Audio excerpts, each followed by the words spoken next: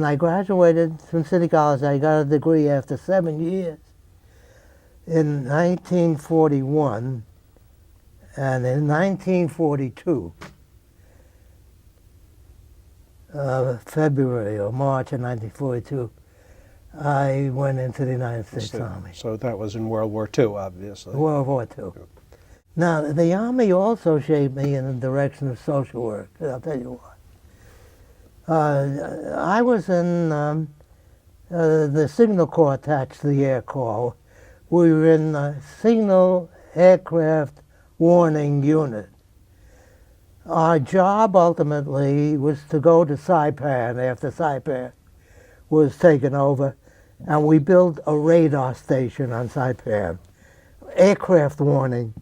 Our job was to alert aircraft, fighter planes, in case there was any incoming Japanese planes, using radar to detect their incoming.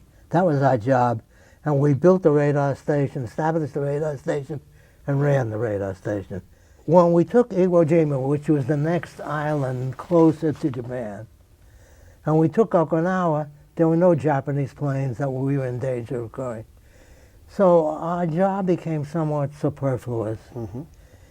So the head of our unit calls me in and he said, Kadushin, we're making you I&E officer. I said, what's I&E? He said, information and education. You have to, the troops have some time. We had 170 people in the unit. You have to lecture to the troops on material that they'll send us and why we fight. See? But here's the importance of I&E. I gave lectures, discussion lectures. It was mostly discussion to guys that came from worlds I never knew. You know, rural South, Right. Mountain states, construction workers, and so on and so forth. And I had to engage them in discussions of social happenings, you know, what they thought about this and that. And I was amazed at how the left doesn't know the working class. Mm-hmm. These guys were sharp. They were, you know, not entirely prejudiced, but they had a point of view that they could justify even though it sounded prejudiced.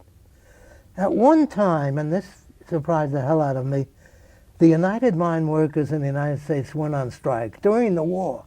See? And there was a big cry, how could you do it during the war? Anti-American. And that became a source for discussion. And I raised the question, how do they feel about the fact that the mine went on strike?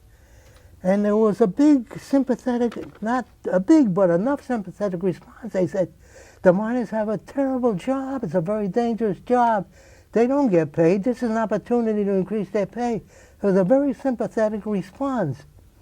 So in many of the discussions, I anticipated reactions that really weren't in line with the reactions I was receiving. Mm-hmm. So once again, there was an education in a different world that I had previously been exposed to. A world that in some ways changed my attitude toward, you know, the different people in the community whom I never knew.